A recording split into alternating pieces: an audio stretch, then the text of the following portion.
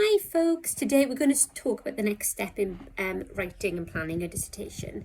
So let's recap of where we've got to. First of all, we chose books that we liked in an era that we liked, and we described something that we had an idea about. So for me, I love the Victorian, I like Victorian fiction, and I always noticed that there was lots of stuff going around whenever music was being played. Always seemed to be like a dramatic moment.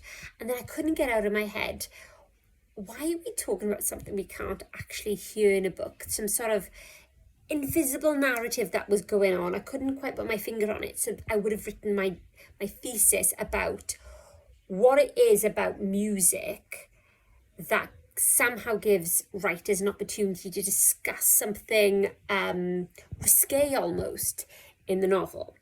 So, and I would have tried to put a pun in it and come up with a lost chord of Victorian fiction, music in Vanity Fair and Middlemarch, something like that. My thesis, I would have tried to explain that it was this moment of music where I could see there was certainly something happening here, whether it was female sexuality actually being displayed in an incredibly conservative society, or a moment where the sexes were allowed to be a bit freer and escape the constraints of a repressed Victorian society in some respects. So I would have kind of had those moments and tried to work out my wording in the thesis. Next then, the next step would be finding my quotes. And basically, I would just look through all the quotes about music in Middlemarch and Vanity Fair. And it picked whichever novel was chronologically first, and try to either figure out some similarities or differences or try to thematically divide them. I suppose it's more the second novel or the second text you're trying to work out the similarities and differences in some respects. Sorry, my toddler's being naughty, so sorry if you hear the background. Anyway, he is naughty, he's been very naughty. Anyway, sorry about that. Next step is, after we've picked moments that seem really interesting, and, I don't want 20 examples of a pretty lady playing the piano. I can get my one example of that and then look for something else within that kind of theme of music. Right, next example, next thing I'd like us to do, which is this week, after 3 minutes of me spraffing, is I would like you to explain the cultural context. So imagine you've got your thesis. I would like you then to have a paragraph explaining how does whatever you've chosen sit within the time that it was written. So, for example, if it was music I'm looking at, what were the rules around music at the time? What was acceptable? It was, I would mention something about how a woman of class was supposed to have a level of education, especially musical education, to show her worth, and yet also she should not be too brilliant because that would be professional. That was, you don't want to be working. That was, especially if you're upper class, that, you don't want to actually be good enough to earn money from it. So there was this weird contradiction of being good but not too good.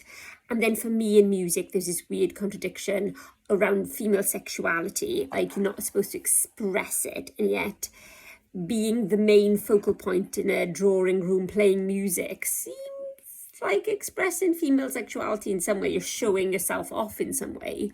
So I would have looked at the rules surrounding that. So, I know we're doing Hamlet at the moment. So say now I was presenting Hamlet as a text, I would look at what were the rules in the Renaissance about, if we were looking at madness, what did the Renaissance think of mad people? And how is it possibly being used? Like, were there any famous mad people? Were there any kind of key moments that we could link it into? What I also think you should do is link it into a cultural moment. So what big was happening at that time? It might be the First World War, Second World War, if those are the texts, like more modern texts. Was it with the Renaissance, change of religion, dissolution of the monasteries? Victorian era? Was it the Industrial Revolution? Link it to a significant moment and try to tie it in. So for me, with the Industrial Revolution, for example, with music, that completely gave the middle classes far more leverage than usual. So you had these kind of upper classes that weren't really making any more money. They were inheriting money, and that dwindles over generations. Then you've got the middle classes who are pushing ahead, owning the factories, making loads and loads of classes, and not only competing with the upper classes, but having more cash than them. So there's kind of this disabling moment of who's actually in charge. And suddenly you see that through the music. Music is somehow linked to this. As I said earlier, you want to be good at music, but not too good, because if you're too good, you're professional.